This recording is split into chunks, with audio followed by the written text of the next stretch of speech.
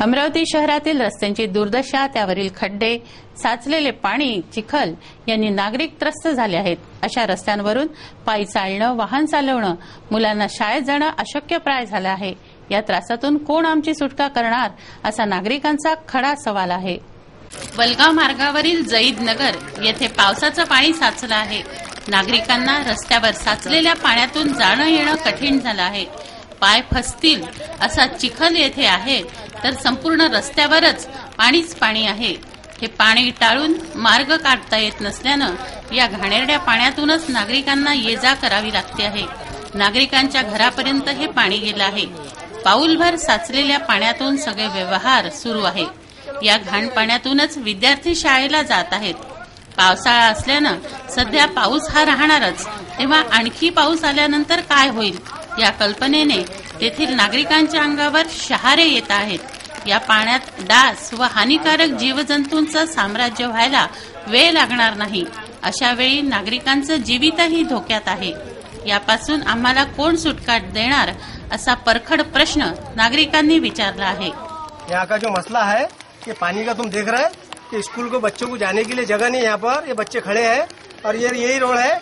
अभी इमरान अशरफ यहाँ आके गया, बोले 2 ट्रक और डाल देता बोले यहाँ पर। और यहाँ का जो आमदार साहब है, ये आमदार साहब ने भी कुछ विकास नहीं करे यहाँ का, कभी आके देखी नहीं यहाँ पर कि यहाँ रह करके। ये लाइट बंद रही थी, अंधेरे में आ नहीं सकता यहाँ पर आदमी। चौधरी साहब ने मट्टी डाल दी है लाके। हाँ, आप बिच्छू निकलते यहाँ का मसला देख रहे हो तुम, अभी सामने रमजान लग रहा है। चौधरी साहब ने मट्टी डाल दी है, घरों में पानी घुस रहा है, पूरा घरों में पानी, तकलीफ हो रही है। बच्चों को स्कूल जाने को नहीं मिल रहा बरोबर, किसी को तकलीफ है, बच्चे से लेकर रात से पानी, बड़े बच्चे सब बुढ़े सबको खराब। यहाँ पर तकलीफ होता है, हम गिर जाते हैं, हमारे बच्चे गिरते, मुसीबत बहुत हो रही है। पानी आके जमा हो जाता और हमारे बच्चे भी गिर जाते, घरों में सांप आते, चरिंदे परिंदे आते, कोई दवा खाना जा नहीं सकते, यहाँ ऑटो नहीं आता, रिक्शे नहीं आते, कुछ नहीं आते, बैठे के बैठे रहना पड़ता तड़पते। स्थानिक संस्था कर बुडवून व्यवसाय करणाऱ्यांवर संस्था पथकानं आपली करडी नजर रोखली आहे। मंगळवारी एका ठिकाणी धाड घालून एलबीटी पथकानं कारवाई केली होती। बुधवारी या पथकानं धाड घालून 1,70,000चा माल जप्त केला आहे। इतवारा बाजारातील महालक्ष्मी टाइल्स या प्रतिष्ठानाचा माल ट्रकमधून आला, मात्र हा माल अमर स्टोअर्स येथे उतरवण्यात येत होता।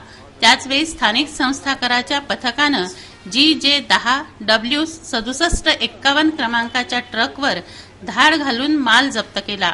यामध्ये 1,70,000चा माल होता। दस्तऐवज नसल्यानं मालकाला 10 पट दंड ठोठावण्यात आला आहे।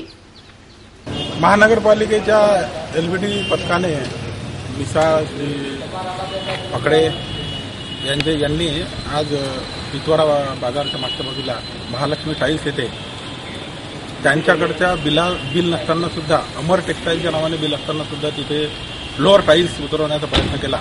अशा प्रकारे त्यांचं रजिस्ट्रेशन नाही अशांच्या नावाने त्यांनी माल बोलवलेला होता आणि वेगळ्याच ठिकाणी उतरवण्याचा प्रयत्न करत होता। आता ज्यांच्या नावाने बिल आहे आणि त्यांचं रजिस्ट्रेशन नाही आहे याची खात्री करून त्यांना 10 पट दंड वसूल करण्यात येईल। सर, माल किती आहे? 1,70,000चा जवळपास माल आहे। एक नजर बातमीपत्रातील अन्य महत्त्वाच्या घटनांवर। शहरातील अवैध वाहतूक रोखण्याची मागणी प्रहार संघटनेनं केली आहे। याबाबत आरटीओ अधिकारी शेळके यांना निवेदन देण्यात आलं। ग्रामीणचा परवाना असलेले ऑटो सर्रास शहरात धावतात, अशा अवैध वाहतुकीवर प्रतिबंध लावण्याची मागणी प्रहारनं केली, ती आरटीओ अधिकाऱ्यांनी मान्य केली आहे। भारनियमनाने नागरिक त्रस्त आहेत। पुढे मुस्लिम बांधवांचा रमजानचा सण आहे। रमजान दरम्यान तरी कमीत कमी भारनियमन होऊ नये, असं निवेदन राष्ट्रवादी काँग्रेसनं दिलं आहे।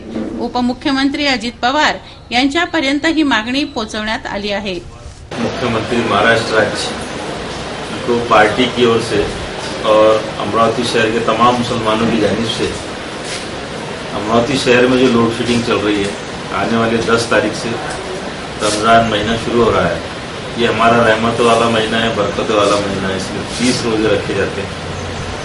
इसकी वजह से मुस्लिम क्षेत्र में जहाँ भी जो हमारे छोटे छोटे एरिए हैं वहाँ पे लोड शेडिंग ज़्यादा की गई है और अमरावती शहर के हर भाग में लोड शेडिंग की वजह से लोग परेशान हैं।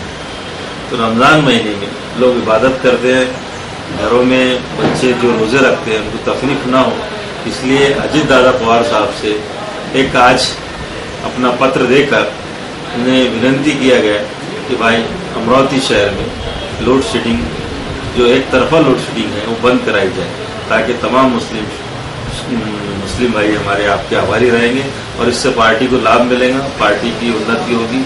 और हम राष्ट्रवादी के कार्यकर्ता होते हुए आपसे विनती करते हैं कि ये हमेशा के लिए हमारा मुस्लिम क्षेत्र का लोड शेडिंग बंद करें। हे बातमीपत्र एवढ्यावरच थांबवूया. पुन्हा एकदा आजच्या ठळक बातम्या. पद्मश्री प्रभाकरराव वैद्यांना आधारवड पुरस्कार जाहीर. 5 जुलैच्या सोहळ्यात होणार सन्मान. अल्पवयीन मुलीचं आत्मदहन, वडिलांच्या रागावण्यावरून घेतले पेटवून. जळीत नगरात साचले तळे, नागरिकांचे आरोग्य धोक्यात. त्रासातून मुक्ती देण्याची नागरिकांची मागणी. सिटी न्यूजच्या वृत्ताचा परिणाम, मुलीवरील अतिप्रसंग प्रकरणी आमदार राणा यांची तीव्र प्रतिक्रिया. महेंद्र कॉलनी वासियांचा पोलीस आयुक्तालयावर विरोध मोर्चा. आणि एलबीटी पथकाची कारवाई. 1,70,000 माल जप्त. कागदपत्र नसल्यास 10 पट होणार दंड. वेळ झाली आहे आपली रजा घेण्याची. आपणास काही माहिती द्यायची वा काही सुचवायचे असेल तर आमच्याशी थेट संपर्क करा. आमचा पत्ता सिटी न्यूज कार्यालय, धनराज लेन, सक्कर 7, अमरावती. आमचा फोन नंबर आहे 25703236 आणि वेबसाईट पत्ता आहे www.citynews.net.in. अचूक, सडेतोड आणि निर्भीड बातम्यांसाठी बघत रहा फक्त सिटी न्यूज. नमस्कार. इस दिन का सबसे सुहाना पल कौन सा है, क्या कहता है घर आ जाओ. India Bulls Home Loans,